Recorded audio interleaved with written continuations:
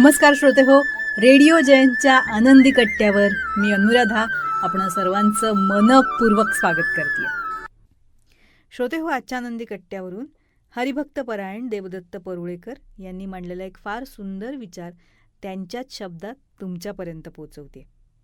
बघा, एक खूप प्रसिद्ध म्हण आहे, घोड्याला पाण्यापर्यंत नेता येतं पण त्याला पाणी काही पाजता येत नाही.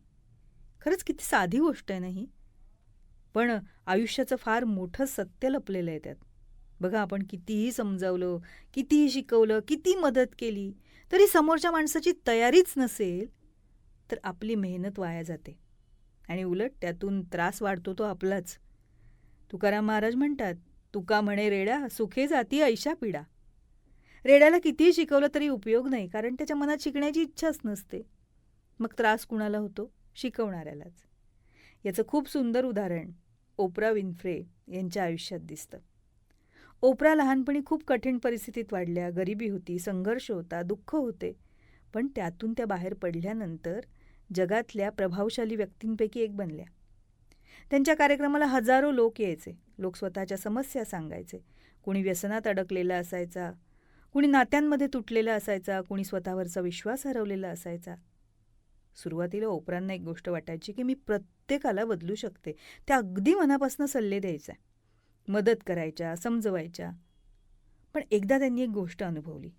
एका व्यक्तीला त्या पुन्हा पुन्हा मदत करत होत्या, वारंवार समजावत होत्या, पण प्रत्येक वेळी तो म्हणायचा, हो मी बदलणार, मी यावेळी नक्की प्रयत्न करणार.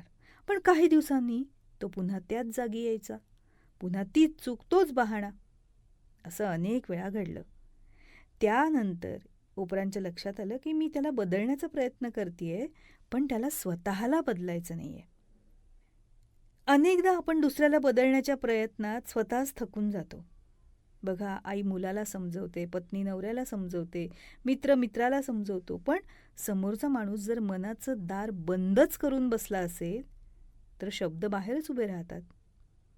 म्हणूनच प्रत्येकाला शिकवायचं, प्रत्येकाला बदलायचं, प्रत्येकाची जबाबदारी घ्यायची, हा हट्ट सोडायला हवा. आपला हा हट्ट आपल्यासाठीच फार तापदायक ठरतो, त्रासदायक ठरतो. यात आपण एक लक्षात घ्यायला हवंच की बीज सुपीक जमिनीत पडलं तरच त्याचं झाड होतं. दगडावर कितीही बिया पडल्या आणि त्यावर पाऊस पडला तरीही त्याला अंकुर फुटत नाही. त्यामुळे श्रोते हो, मदत करणाऱ्या व्यक्तीनं मदत घेणाऱ्या व्यक्तीबद्दल हे कायम लक्षात घेतलं पाहिजे की या व्यक्तीसाठी आपण कितपत वेळ काढला पाहिजे, या व्यक्तीला आपण कितपत मदत केली पाहिजे, कितपत आपण सल्ले दिले पाहिजेत. जर आपल्या मदतीचा उपयोग त्याच्या प्रगतीसाठी होत असेल तर खूपच चांगली गोष्ट आहे. पण मदत घेणारी व्यक्ती तिथेच असेल आणि वारंवार आपल्या मदतीची अपेक्षा करत असेल तर मात्र हे दगडावर बी पेरण्यासारखं आहे. हे आपण वेळीच लक्षात घ्यायला हवं.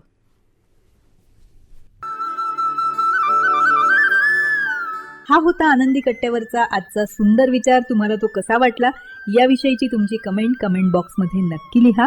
आणि त्याचबरोबर रेडिओ जयंतचे दर्जेदार कार्यक्रम ऐकण्यासाठी रेडिओ जयंत लाईक करा, शेअर करा आणि सबस्क्राईब करा. रेडिओ जयंतचं सबस्क्रिप्शन फ्री आहे. आणि त्याचबरोबर नोटिफिकेशनसाठी बेल आयकॉनवर क्लिक करायला सुद्धा विसरू नका.